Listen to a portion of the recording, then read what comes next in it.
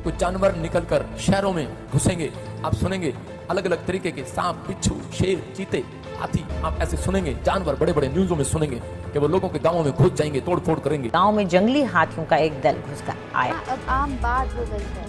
सारी प्रॉब्लम्स क्यों? क्योंकि नीचे से कीटाणु जितने नीचे धरती पर हैं, इतनी गर्मी पड़ेगी रिकॉर्ड तोड़ 2023 में कि बहुत सारी गर्मी निकलने के बाद करके वो जितने भी कीटाणु होंगे वो सब ऊपर आएंगे और तहस नहस करेंगे।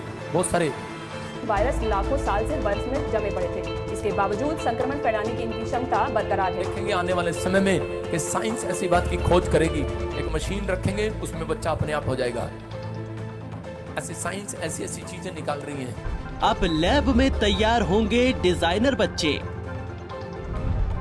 क्या माँ की कोख की जगह ले लेगा बेबी पॉड? लाखों लोगों की घर की छतें उड़ जाएंगी।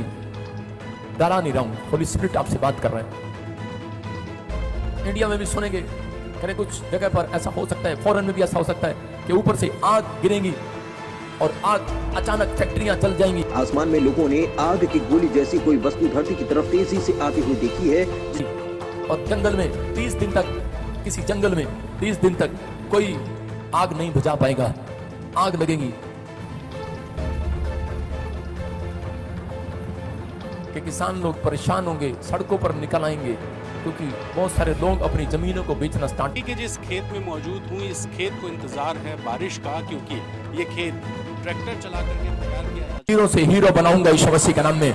लेकिन याद रखना कह रहा है कि 2023 में जब आप ऐसी आफत को सुनेंगे, आप कहते हैं कि ये हर बार हो जाता है, लेकिन नहीं, पवित्र आत्मा ने मुझे कहा ऐसा नहीं होगा।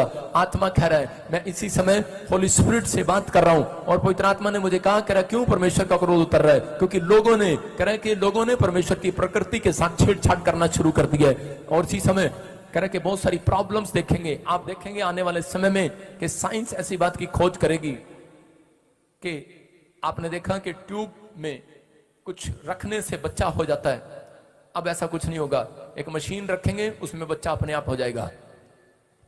ऐसी साइंस ऐसी ऐसी चीजें निकाल रही हैं, ऐसी ऐसी बातें आपके सामने आपको सुनने को मिलेंगी।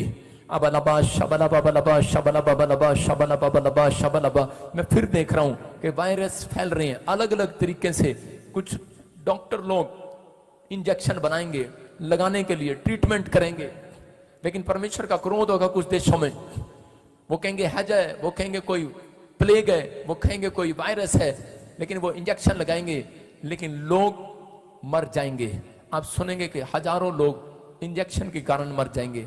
आपको न्यूज में सुनने मिलेगा कि वो डॉक्टर पर केस कर दो। कुछ ऐसी ऐसी चीजें आपके सामने होंगी आने वाले फ्यूचर में कि समझ में नहीं आएगा, लेकिन परमेश्वर करे कि भक्ति करने वाले लोगों को, प्रार्थना करने वाले लोगों को, जहां पर भी आप जाते हैं आप प्रार्थना करते हैं, लेकिन आप हाथ उठाएं और परमेश्वर आपके देशों में सुरक्षा देगा यीशु मसीह के नाम में।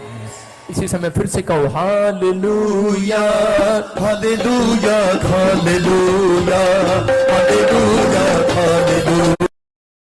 सुनामी लहर आई और आसपास की छतें उड़ गई, प्रॉब्लम्स आ गए, लेकिन इस बार ऐसा नहीं होगा, रिकॉर्ड तोड़ होगा जो बहुत भयानक होगा। इसलिए आपको यहां पर बुलाया गया 2023 में कि आप लोग प्रार्थना करें, आपके रिश्तेदार, आपके परिवार, आपके जन जो भी यहां पर रहते हैं, जो बाहर रहते हैं, मैं उनके लिए प्रार्थना करता हूं परमेश्वर उन्हें सुरक्षा दे यीशु मसीह के नाम में। परमेश्वर उनके ऊपर दया करे यीशु मसीह के नाम में। हर आशीष आपके ऊपर आए यीशु मसीह के नाम में। आप सुनेंगे 2 देश, एक लेडीज होगी, एक जेंट्स होगा, ऐसे कोई राजा होगा, प्रधानमंत्री होगा, 2 देश अपनी ताकत आजमाएंगे। आप सुनेंगे, हाथ मिलाएंगे और वो ताकतवर हो जाएंगे, वो कोई बड़ी बड़ी खोज करेंगे। परमेश्वर देख रहा है, मैं देख रहा हूं कैसे कोई 3 देश आपस में टकराएंगे। उसको संभाल कर रखना, तो 1.5 साल के अंदर चांदी सोने से भी महंगी हो जाएगी। आपके फिर दिन इस 1.5 साल के अंदर आपके लिए परमेश्वर आपका फेवर करेगा यीशु मसीह के नाम में।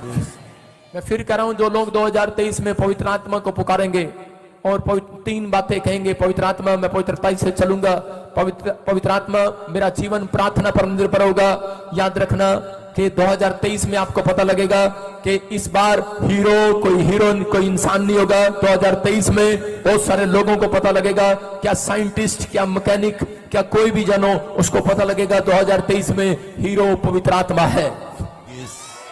आपका हीरो हमसे ये वचन के द्वारा और एक प्राकृतिक आपदाओं के द्वारा और सांसारिक रीतियों के द्वारा और हमारे ही द्वारा, वो कानून हो या पार्लियामेंट हो या कानून व्यवस्था हो या किसी भी ओहदे पे हो या देश की हर एक प्रकृति क्यों ना हो, वो हर एक बात हमें सिखा रही है। अगर हम इस चीज़ को नहीं जानेंगे तो हम परमेश्वर के होने के बाद भी परमेश्वर के नहीं कहलाएंगे। ये हमारी कमियां हैं कि आज हम ईश्वर को जानते कब है, जब हमारी नीड होती है, जब हमारी आवश्यकताओं की हमें बहुत ज़्यादा ज़रूरत होती है, तो हम परमेश्वर के वचन के पास जाते हैं, उसकी आराधना करते हैं, उसकी स्तुति करते हैं। और जब वचन हमें अपने पास लेके आता है तो हम उसे नहीं देख पाते। इसी तरह वचन देखो, आप कहीं संकेत आपको इस तरह के मिलेंगे, कहीं तूफान आ रहा है, कहीं बाढ़ आ रही है, कहीं जलजला आ रहा है, कहीं भूकंप आ रहे हैं।